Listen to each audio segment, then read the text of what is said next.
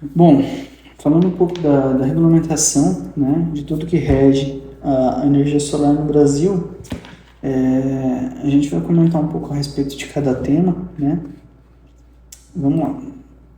Bom, a energia solar no Brasil, ela só foi possível devido à Resolução Normativa 482, lá de 2012, né? Ela instituiu, né, ela permitiu a possibilidade dos consumidores passarem a gerar a própria energia, né, e injetar o excedente na rede das concessionárias, de tal forma que você pudesse utilizar a rede da concessionária como se fosse uma bateria, né? Então, você injetava o crédito, você injetava energia, né? Essa energia era utilizada pela concessionária e a concessionária ela te cedia um crédito, né? E esses créditos eles podiam ser abatidos na fatura, né? E esses créditos eles teriam uma validade de 60 meses. Foi isso que permitiu a possibilidade da solar crescer tanto, né? Então, lá em 2012. E ela trouxe uma possibilidade muito interessante, né? Que é a possibilidade do autoconsumo remoto, né? O que seria isso? É permitir a utilização desse crédito em um local diferente da unidade da geradora, né? Desde que respeite três critérios. A geradora e a beneficiária, que é onde recebe, elas precisam estar na mesma titularidade, ou seja, mesmo CPF ou CNPJ.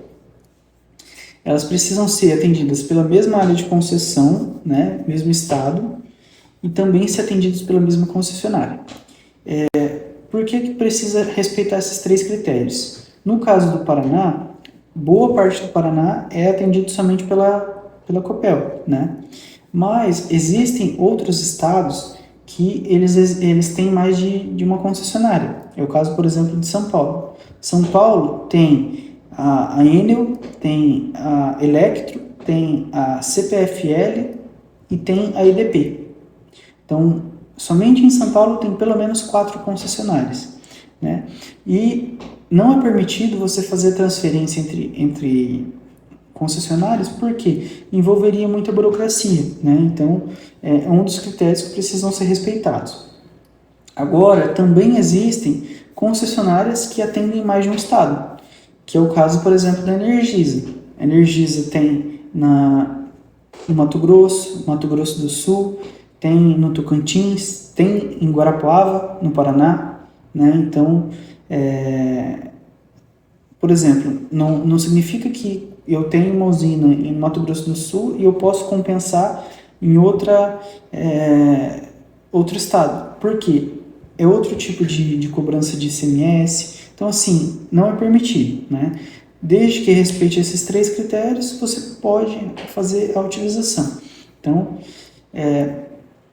por exemplo, eu tenho uma casa em Porto Rico, eu consigo gerar energia lá e abater aqui em Maringá, por exemplo. Então, nessa situação você pode, desde que as duas estejam na Copel, né, na mesma concessionária e tá no mesmo CPF ou CNPJ, né? Bom,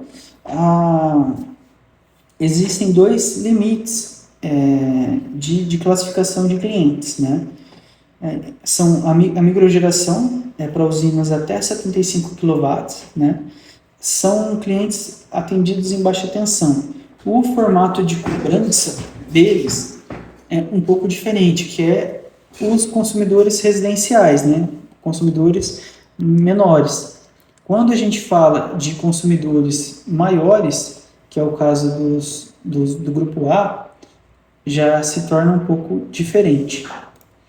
E as mini gerações, né, que são usinas de 75 até 3 MW. Já são usinas de grande porte, né, e clientes atendidos em média tensão. A diferença principal dessas duas categorias é no formato da cobrança, porque a tarifa mínima dos dois é muito diferente, né? Quando um sistema ele é limitado na microgeração, o mínimo que ele tem que contratar, isso falando da regra antiga, tá?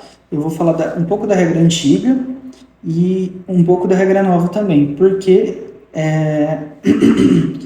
as duas regras precisam ser consideradas. Bom, inicialmente, o que era pago para um cliente na microgeração com energia solar?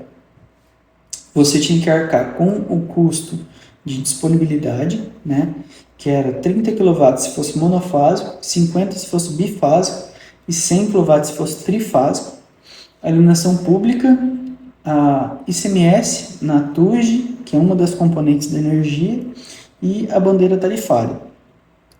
Já um consumidor na mini geração, por ele ser um consumidor já de grande porte, o contrato dele com a concessionária ele é diferente, né?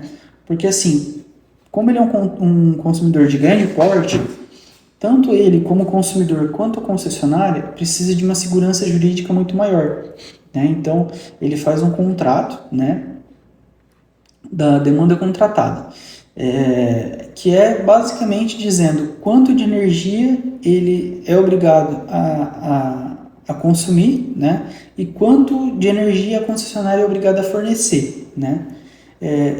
O cliente que ele tem demanda contratada, ele paga mesmo se ele não utilizar, porque a concessionária ela precisa dessa segurança. E a mesma coisa acontece no contrário. A concessionária ela precisa fornecer e garantir o fornecimento daquela energia que ele contratou. Então, é muito mais seguro entre as partes, né? Devido ao nível de prioridade. Mas, por existir essa diferença, a forma de cobrança do mínimo é diferente, porque ao invés de você ter o custo de disponibilidade, o mínimo que você tem que arcar é com a demanda contratada, que normalmente é bem mais significativo do que o custo de disponibilidade, né? Você também tem que arcar com a iluminação pública, com a bandeira tarifária e o ICMS na TUG. E uma outra diferença também da mini geração é que os consumidores do grupo A tarifa deles é horária, né? Então, tem dois horários de cobrança diferente. Das 9 da noite até as 5 da tarde é o horário de fora ponta, né? E das 5 até as 9 da noite é o horário de ponta, que é um horário consideravelmente mais caro, né? Então, existem essas diferenças na cobrança. Tá. E o que mudou, né? Da 482 para 14300, que é a nova regra que foi instituída agora e entrou em vigor dia 7 de janeiro de 2023. Bom, a 482, inicialmente, ela não oferecia uma segurança jurídica, né? Pois ela era somente uma resolução normativa, né? Então, a ANEEL, que é o órgão competente, eles poderiam alterar, né? E eles pretendiam alterar o formato da compensação a qualquer momento, né? E de forma bem mais prejudicial, né? Então, depois de muita negociação, depois de muita discussão, reuniões, muitos trâmites, conseguimos aprovar a lei, né, que regulamenta a geração distribuída no Brasil, né, inclusive o solar, para trazer maior força jurídica para nós, né? Garantindo que fossem seguidas algumas regras, né? E para isso nós tivemos que fazer algumas concessões, né? Então foi mudado o formato da cobrança, né? E agora entrou a cobrança de uma nova componente, né? Que eu vou explicar um pouco mais detalhadamente. Bom, para a gente conseguir entender, primeiro a gente precisa entender como que funciona a composição da tarifa de energia, né? Então, a tarifa de energia, ela tem duas componentes principais, né? Que é a ATE, que é a tarifa da energia, e a TUG, que é a tarifa do uso do sistema de distribuição. Se você observar no gráfico aqui, então assim, dentro da TE tem várias subcategorias e dentro da TUG também tem várias subcategorias. E o que mudou, né? uma das componentes da TUJ, ela ela deixou de ser abatida, né? Então, essa componente aqui, o fio B, ele não vai ser mais compensado, né? Ele vai ser compensado todo o restante, mas o fio B não vai ser mais compensado, né? E o que isso implica, né? É importante frisar que o fio B, ele não é um valor fixo, tá? O fio B, ele varia de acordo com cada concessionária, né? E de acordo com a região. Por quê? O fio B, ele é uma das componentes do sistema de distribuição. Só que o sistema de distribuição, essa cobrança, ela é calculada com base na área que vai ser atendida e com base nas quantidade de pessoas que tem no local. Então, em locais onde é muito populoso e é pequeno, a tendência é que o fio B ele tenha uma representação menor. Em locais onde o estado é muito grande e tem pouca quantidade de pessoas, que é o caso, por exemplo, do Pará, do Amazonas, né, que são estados muito grandes e o índice populacional é pequeno, o fio B ele passa a ser mais impactante, né? Segundo uma média da Greener, que é uma revista especializada em solar no Brasil, no mercado de energia, o fio B, na média nacional, ele representa aproximadamente 28% da tarifa, né? Então eu tenho lá, como se fosse uma tarifa de R$1, 28 centavos seria para o fio B, né? Então é basicamente isso. Mas existe um site na ANEEL que você consegue verificar quanto cada estado, quanto o fio B representa em cada estado, em cada concessionária. Depois eu disponibilizo um link, faço um vídeo de como vocês podem verificar essa informação, né? Então, o que mudou basicamente é essa cobrança do fio B, né? Então, o fio B ele não vai ser mais abatido de forma integral, né? Então, só que essa cobrança ela não vai ser feita de uma forma imediata, né? Ela vai ser feita de uma forma gradativa, né? Então, a cada ano que passa, vai aumentando 15% da cobrança, né? Então, o que acontece? O fio B, ele representa 28% da tarifa de energia. Só que, no primeiro ano, no caso 2023, não vai ser cobrado ele integral, ele vai ser cobrado somente 15% disso. Então, você multiplica, você encontra a componente integral do fio B e multiplica por 15%. É isso que vai ser pago pelo cliente. Não é nem que vai ser pago, vai deixar de ser abatido, né? Então, o cliente ele pagaria de qualquer forma, porque se ele não tivesse solar, ele paga, é uma das componentes que está na energia, então ele paga de qualquer forma.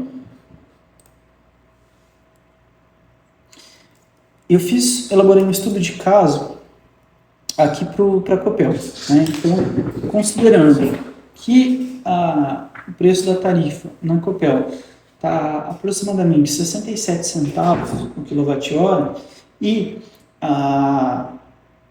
o fio B ele está representando, se eu não me engano, são 26% na Copel, multiplicando 67 centavos por 26% dá 17 centavos. Deixa eu fazer a conta aqui.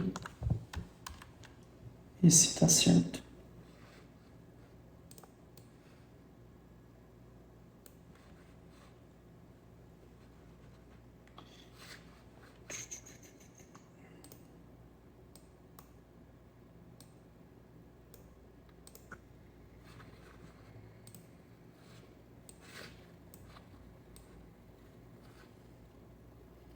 Eu não estou conseguindo encontrar.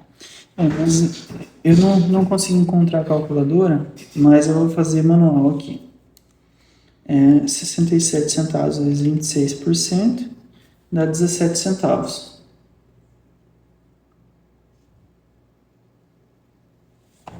Então, o fio B, na sua integralidade, ele vai custar aproximadamente 17 centavos. Porém, eu não vou pagar isso de forma integral agora, né? E sim, gradativamente, 15% a cada ano. Então, em 2023, eu vou pagar 15% do fio B, que é aproximadamente 3 centavos por quilowatt. 2024 passa a ser 0,6, 0,5, né? E assim sucessivamente. Então, eu só vou pagar o fio B integral lá no ano de 2029, né? Que eu vou pagar os 100% do fio B. Então, assim, ainda vale a pena? Vale, claro que vale. Porque senão você pagaria ele de qualquer forma. Vinícius, por que você falou do jeito antigo e do jeito novo? Não deveria ser só do jeito novo?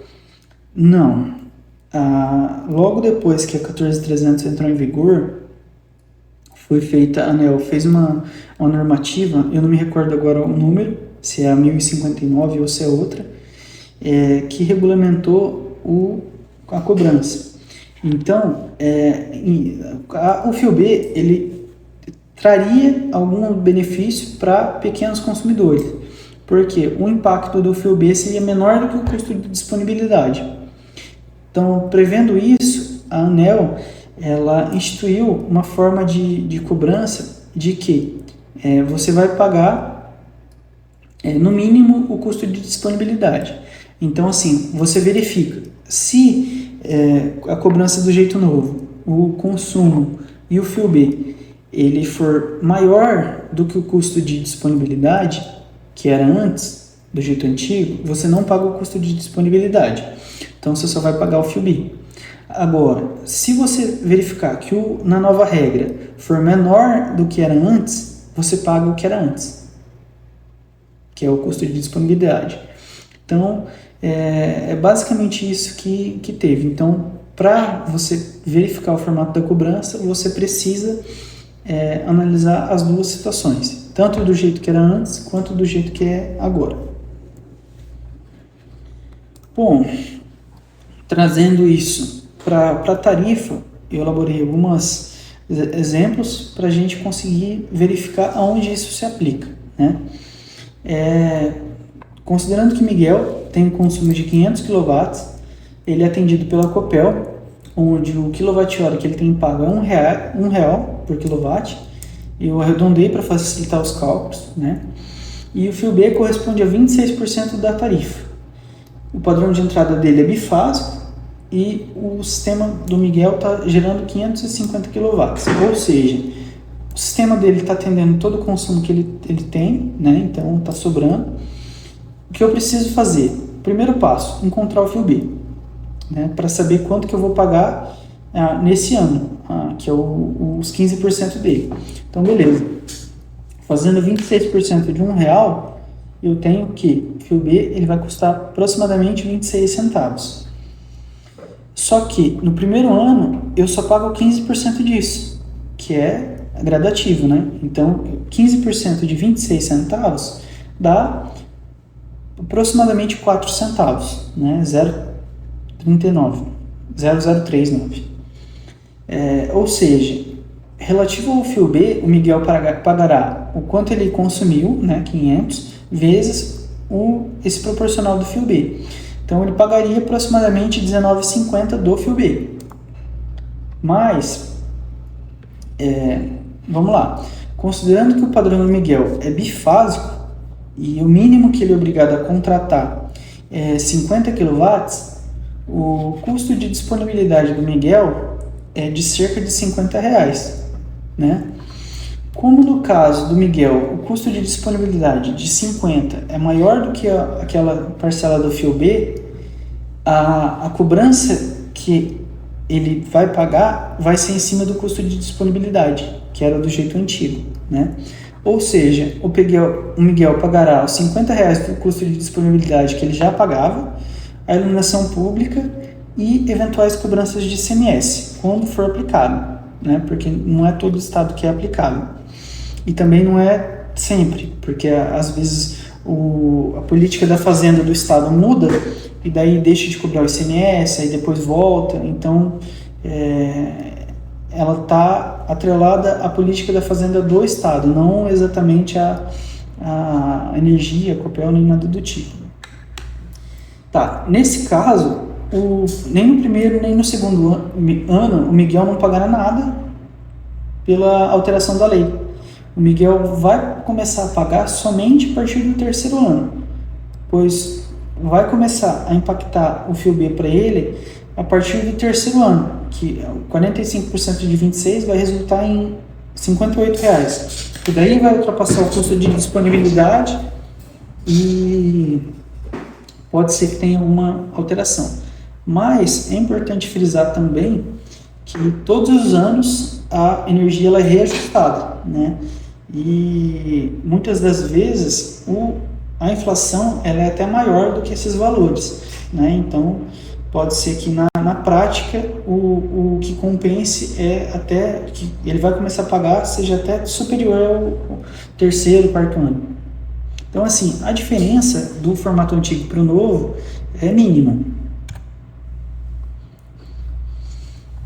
Exemplo 2. Agora vamos considerar que a Ana ela tem um consumo de R$500 também, só que o sistema da Ana está gerando somente 350, ou seja, ela fez um sistema que está abaixo da produção, né? E ela está pagando um pouco mais de energia. Então vamos lá, 26% de R$1 é 26 centavos. Então, fazendo a mesma conta do Miguel, a gente chega que o preço do FIOB, nesse primeiro ano, ele vai pagar R$0,03, né? 4 centavos praticamente.